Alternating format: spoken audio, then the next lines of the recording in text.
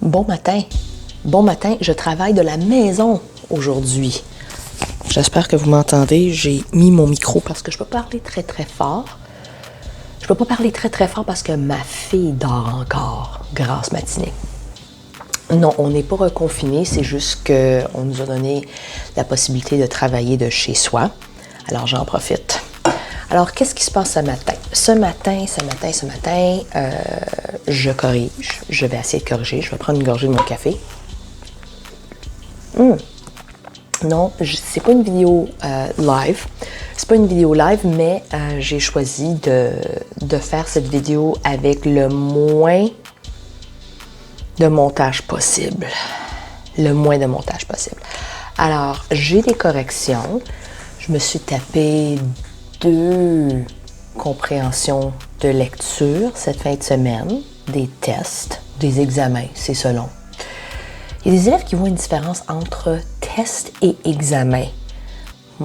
Moi, j'en vois pas parce que je déteste les deux. Ça sert à quoi un examen? Honnêtement, ça sert à quoi? Ça n'a aucun impact sur son apprentissage, puis qu'on m'amène les preuves au contraire. Qu'on m'amène les preuves qu'en fait, un examen aide les élèves à apprendre. Non, ça fait pas grand chose. Oui, ça vérifie potentiellement si l'élève a compris, mais je pense qu'on se souvient tous d'un examen pour lequel on a passé 4 heures à se bourrer la cervelle de notions, puis d'aspects, puis d'éléments théoriques, puis on les a régurgités le lendemain. Je fais juste dire. Bref, je suis contre les examens. Mais j'en ai donné quand même parce que, comme le reste de l'école en donne, j'ai des opinions au sujet des examens. OK, je pourrais passer facilement 2 heures à parler des défis, des obstacles et des problèmes liés aux examens, mais je ne suis pas ici pour ça. Je suis ici pour savoir si tout le monde va bien, si on est reconfiné. Je sais que pour certaines commissions scolaires, leurs classes sont maintenant virtuelles. Nous autres, on est en virtuel seulement après le jour de l'an. Donc, ce sera le 5, 6 et 7 janvier. Pour l'instant, on finit la session d'examen. Notre congé commence précisément demain à midi. Cheers! Cheers! Ça commence à midi. Je vais prendre une gorgée de café. OK. Fait que, c'est ça. Il me reste 2 productions écrites à écrire. Puis comme j'ai dit aux élèves, c'est pas un examen, c'est pas un test. Madame la prof vous donne un bloc de 2 heures pour écrire une production écrite. Aussi simple que ça. Puis je fais juste regarder rapidement certaines productions écrites et il y en a qui ont compris la leçon, qui ont compris la tâche.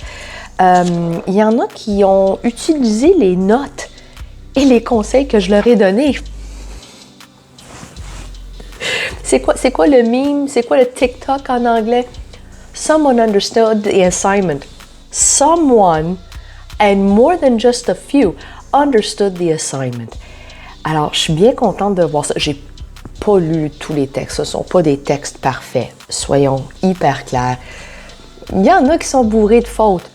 Mais, tu sais, la grille de correction est, je ne veux pas dire qu'elle est facile à déchiffrer.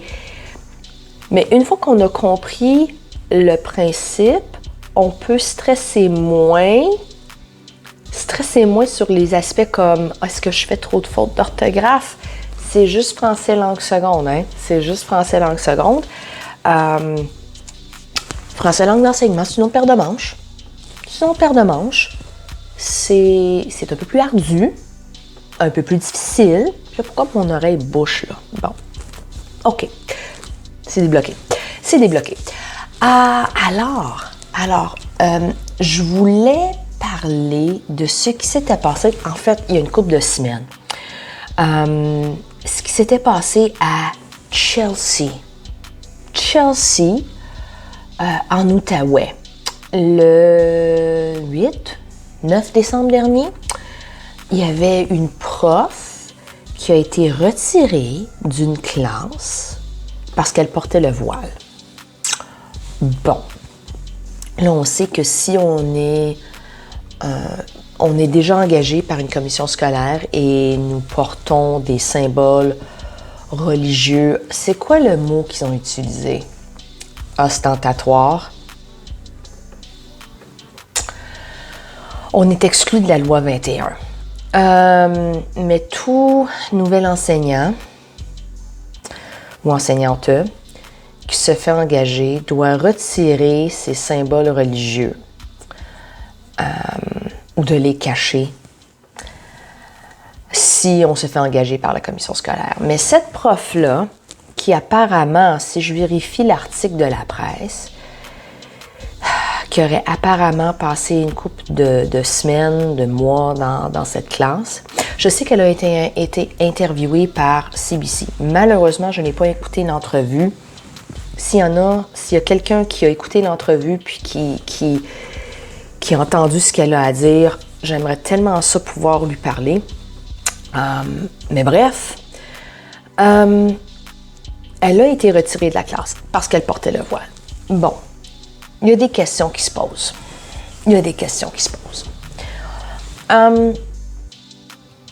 Premièrement, puis je veux pas dire que je suis anarchique. Anarchique? Oui, anarchique. Je veux pas dire que je suis une personne qui est pour les révoltes, les révolutions. Je ne suis pas une personne qui fait fi des lois. Je respecte les lois parce que c'est une loi. Est-ce que je suis d'accord avec la loi? Non. Est-ce que je devrais faire quelque chose pour contrer cette loi-là, si je suis contre, si je trouve que cette loi est discriminatoire, est-ce que je devrais faire quelque chose? Oui. Et je me gratte encore la tête pour savoir quelle serait la façon la plus efficace pour exprimer mon mécontentement. Peut-être cette vidéo en est une. Mais je fais attention parce que je dois subvenir à mes besoins. Et je dois garder mon emploi. Et si je me fais congédier parce que j'ai exprimé des opinions un peu trop fortes à ce sujet, je dois penser à ces choses-là. Puis je suis sûre que toute personne contestataire a passé à travers cette réflexion-là. Mais il est clair que la commission scolaire, parce que c'est pas la faute de la personne, c'est pas la faute de la prof, la commission scolaire a enfreint à la loi. OK? Si on regarde noir sur blanc. Mais il y a un problème. On a un manque de profs. Je l'ai mentionné dans une vidéo il y a 2 ans. Puis je pourrais le mettre en lien quelque part dans le coin, là, je sais pas, là. Je vais le mettre quelque part en lien. Il y a un manque de profs. Donc, une autre des questions qui doit être posée, c'est pendant combien de temps est-ce que l'école à Chelsea cherchait des professeurs? Pendant combien de temps?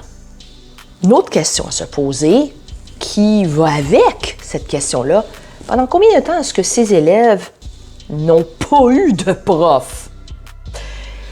Puis là, je mets ça un peu en lien avec ce que notre gouvernement disait au sujet du confinement, déconfinement, retour aux activités normales. C'est important que nos jeunes obtiennent une éducation. C'est important que nos jeunes aillent à l'école.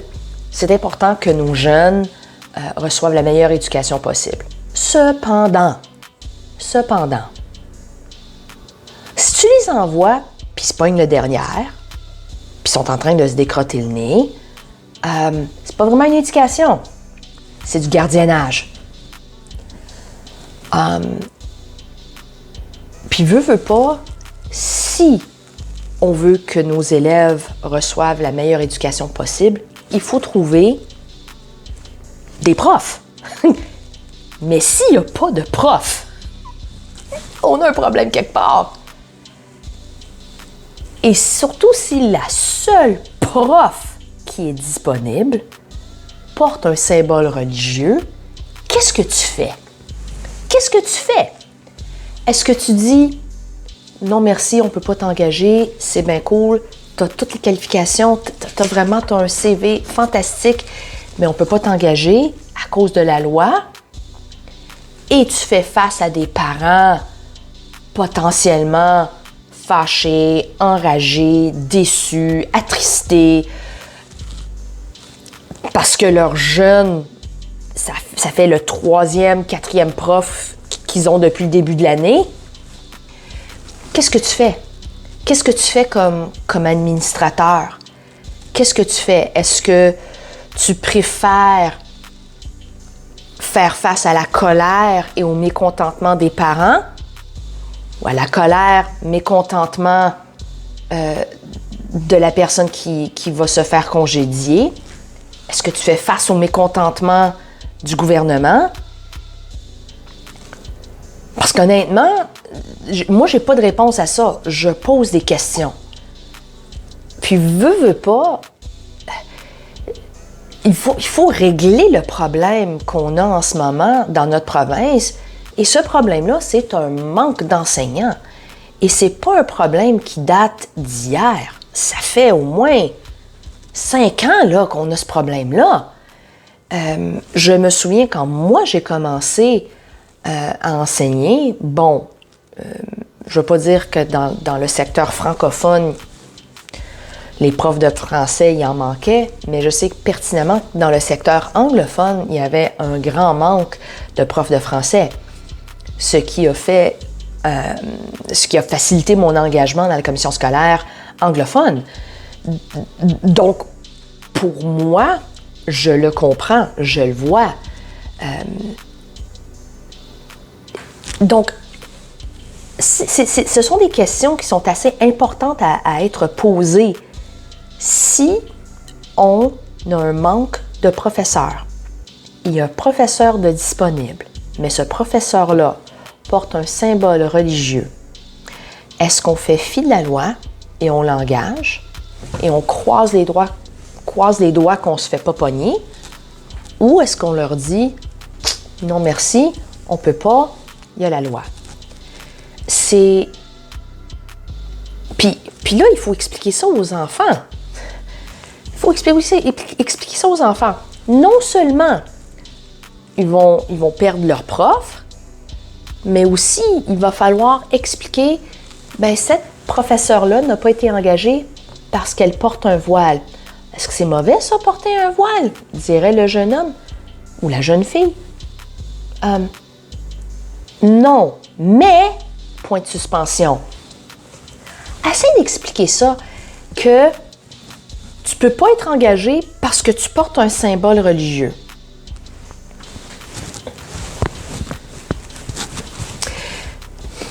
Essaie d'expliquer ça. Essaie d'expliquer ça à un jeune.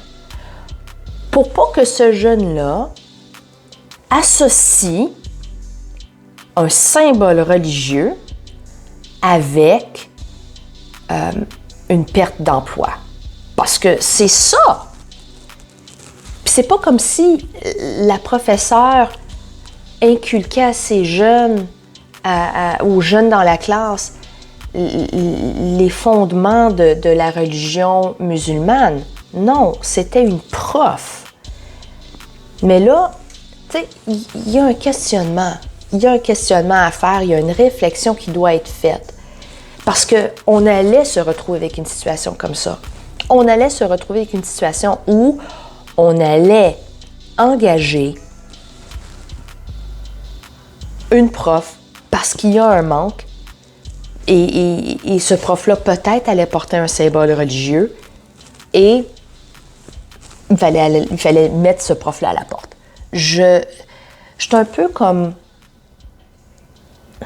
un peu déçue, un peu frustrée, parce que je connais la réalité. Je connais la réalité. On a plein de profs qui sont très compétents, qui sont prêts à être engagés, et malheureusement, on a des barrières, on a des obstacles, on a ce qu'on appelle le red tape, qui fait en sorte que travailler comme prof est de plus en plus difficile. Là, je ne veux pas parler de la sécurité, je ne veux pas parler de la violence, parce que c'est une autre paire de manches. Puis ça, c'est une autre vidéo. C'est le genre de situation, tu vois la solution est là, mais pour des raisons légales, on ne peut pas. Il va falloir qu'il y ait plus de personnes qui dénoncent cette loi-là. Puis là, oui, c'est facile de me cacher derrière le chapeau du prof, mais je pense aux administrateurs qui font face à cette réalité-là aussi. Et même les commissions scolaires, parce qu'il y a des commissions scolaires qui ont le même problème, qui se cherchent des profs. Puis ça se voit quand on regarde les sites web des commissions scolaires. Je visite leurs sites web souvent pour une variété de raisons. Puis il y a un manque de profs. Il y a un manque de profs. Et qu'est-ce que tu fais? Oui, tu peux payer, tu peux rendre la profession plus attrayante. Mais on a compris que ça, c'est un autre défi en soi. Mais quand on sait qu'on a des enseignants qui sont prêts à travailler et seraient prêts à quitter la province parce qu'ils savent qu'il y a d'autres provinces dans ce pays qui seraient prêts à les engager, puis là, tu te dis, pourquoi est-ce qu'on a ce manque-là? OK. Je divague. J'ai l'impression de prendre des tangentes, mais c'est la vérité, c'est la réalité. Il n'y a pas de réponse facile. Oui, il y a une réponse facile, mais il y a une réponse facile. Mais c'est pas une seule personne qui va changer cette loi-là. Il va falloir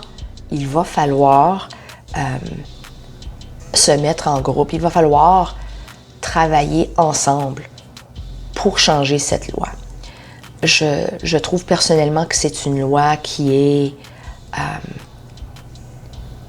injuste, qui rend le travail de tous les éducateurs, puis là je dis éducateurs pour inclure les administrateurs, qui inclut le travail de tous les éducateurs, excessivement difficile. C'est une loi qui ignore les problèmes que nous avons en ce moment dans le système éducatif québécois. Et c'est contre les droits humains. Et je comprends pourquoi il y a d'autres provinces, d'autres organismes, d'autres associations ailleurs dans le pays qui contestent cette loi-là. Parce que ce n'est pas une loi juste. Puis c'est ça. Et j'ai dit ce que j'ai dit. Sur ce, je vais me lancer dans ma correction de production écrite. Je commence avec mes élèves de base. On va voir s'ils ont compris la tâche. Ceux que j'ai vérifiés comprennent la tâche. Et je vous souhaite une excellente journée. C'est presque Noël. Presque Noël.